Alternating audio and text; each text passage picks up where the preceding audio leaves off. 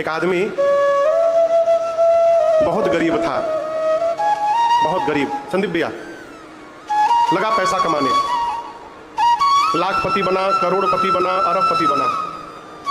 उसके मित्र बोले कि चलो अयोध्या दर्शन करके आ जाए, तो बोला नहीं नहीं, अभी अभी अभी अभी और एम्पायर बड़ा करना है, बाद में चलेंगे, अभी पैसा कमाने दो। बाबूजी कमाते कमाते 60 साल का हो गया वो, उसकी उम्र हो गई 60 साल की। उस दिन जिस दिन उसका जन्मदिन था, पूरा हिसाब देखा तो देखा कि इतनी संपत्ति जमा कर लिया है वो कि उसकी आने वाली 4-5 पीढ़ी यदि बैठ कर भी खाए तो संपत्ति समाप्त होने वाली नहीं है, इतनी संपदा जमा हो गई। फिर उसने निर्णय किया कि बहुत ठाकुर जी की कृपा हो गई, अब आज से प्रयास नहीं करूंगा, अब अपने आप जो बिजनेस से व्यापार से आता रहेगा उसी में संतुष्ट रहूंगा। अब मैं नहीं बढ़ाऊंगा व्यापार, बच्चे बढ़ाएंगे तो बढ़ाएंगे, मैं संतुष्ट हो गया। अब आज के बाद मैं खूब भजन करूंगा, इसी में समय निकाल कर तीर्थाटन करूंगा, खूब आनंद करूंगा अब जीवन में। दिन में सोचा, रात को बर्थडे पार्टी मनाया, सब लोग आए, भोजन वोजन किए, उसको बधाई दिए, उपहार दिए। सबके जाने के बाद वो रात को सोने गया।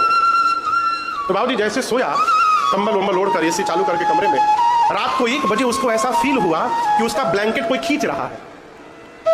आंख खोला तो देखा कि सामने काला कलूटा आदमी खड़ा है। पूछा तुम भीतर कैसे आ गए? तो बोला मेरे पास यूनिवर्स परमिट है, मैं कहीं भी जा सकता हूं, कभी भी जा सकता हूं।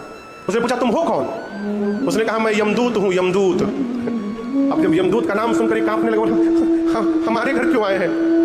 यमदूत ने कहा आपका टाइम पूरा हो गया, आपको लेने आए हैं।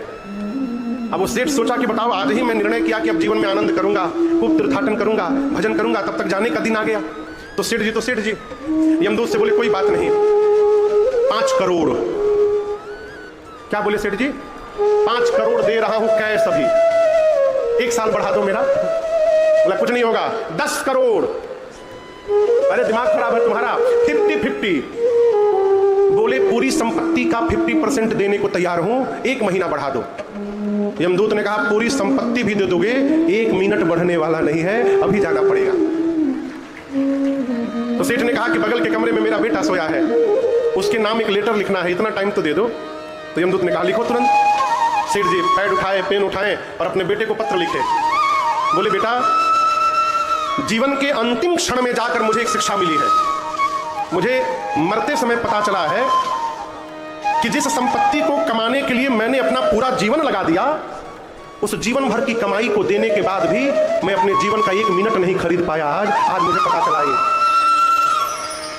इसलिए तुम्हारे लिए शिक्षा है खूब धन कमाना, ऐश्वर्य कमाना, लेकिन उसको कमाने के साथ साथ जीवन का आनंद भी कमाते जाना, परमार्थ भी करते जाना, सत्संग भी करते जाना। इसके लिए अलग से टाइम मिलने वाला नहीं है।